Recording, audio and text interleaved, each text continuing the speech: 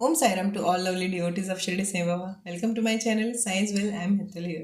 बाबा के श्री चरणों में शत नमन करते हुए आज की वीडियो की शुरुआत करते हैं and thank you so much to all for subscribing my channel. Thank you, love you. Om Sai Ram. आज बात करते हैं एक क्वेश्चन मुझे अभी एक साई डिवोटी है उन्होंने पूछा था तो उसके बारे में.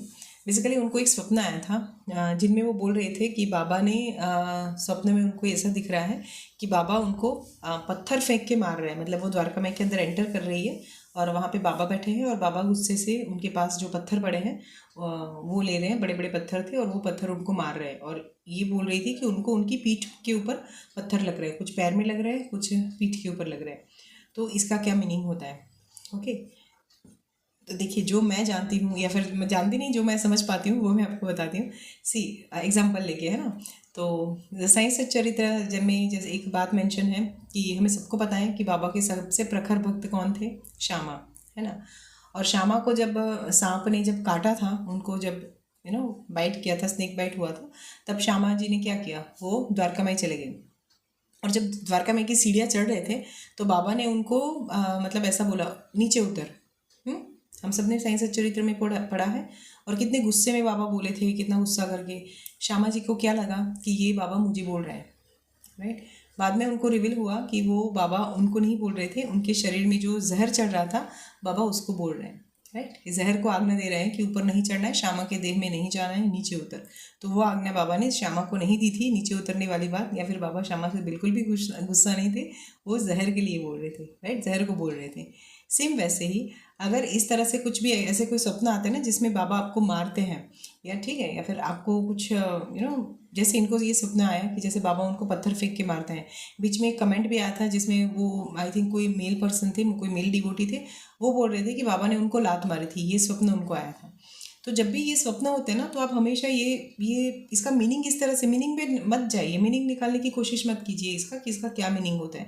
ज़्यादातर बाबा ये सारी चीज़ें करके ना आपको नहीं मार रहे हैं, वो आपके कर्मों को दूर कर रहे हैं किसी भी तरह के, किसी भी तरीके से, ठीक है. जैसे इसमें उन्होंने श्यामा के जहर को दूर किया, सेम वैसे ही आपको अगर ये स्वप्न आता है कि बाबा पत्थर मार रहे हैं, तो बाबा के पत्थर आपको नहीं मार रहे हैं, आप में जो भी नेगेटिविटी होगी, ठीक है, या फिर जो भी आपके नेगेटिव कर्मा होंगे, तो सारी चीज़ों को हम नेगेटिविटी के तौर पे ही कंसिडर करते हैं.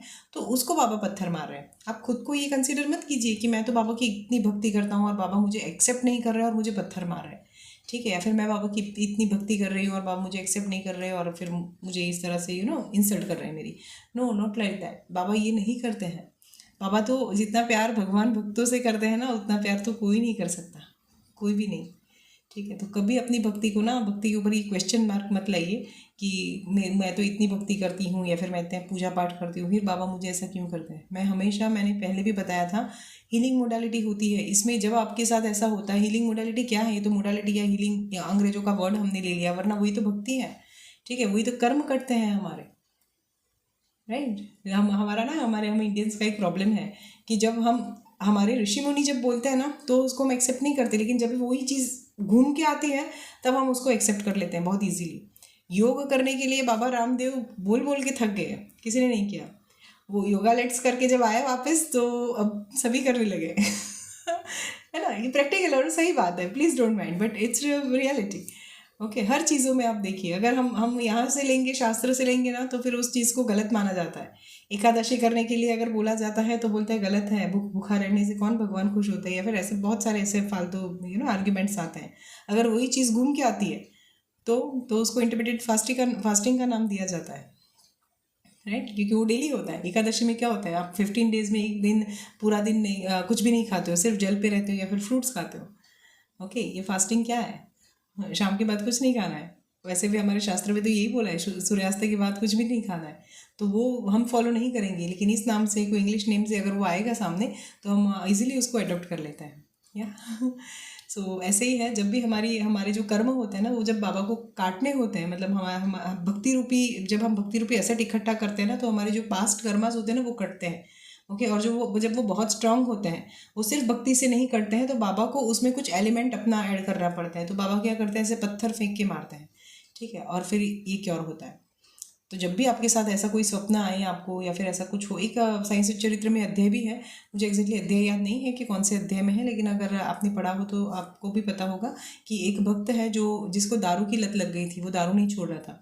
तो बार उसको छाती में बहुत पेन हो रहा था, तो बाबा उसकी छाती पे बैठ जाते हैं और वो जो सिलबट्टा होता है ना, उससे उसकी छाती को जैसे क्या बोलते हैं, पीसते हैं उसके ऊपर, है ना, ऐसा स्वप्न देते हैं बाबा। तो इसका क्या मतलब, और उसको बहुत पीड़ा होती है, और उसके बाद जब वो ठीक, मतलब सुबह जब उठता है तो ठीक हो जाता है। तो नींद में वो जो सारी पीड़ा होती है ना, वो बाबा उसको नींद में भुगतवा देते हैं, है ना, वो भुगत लेते हैं नींद में सारी पीड़ा जो है उसकी।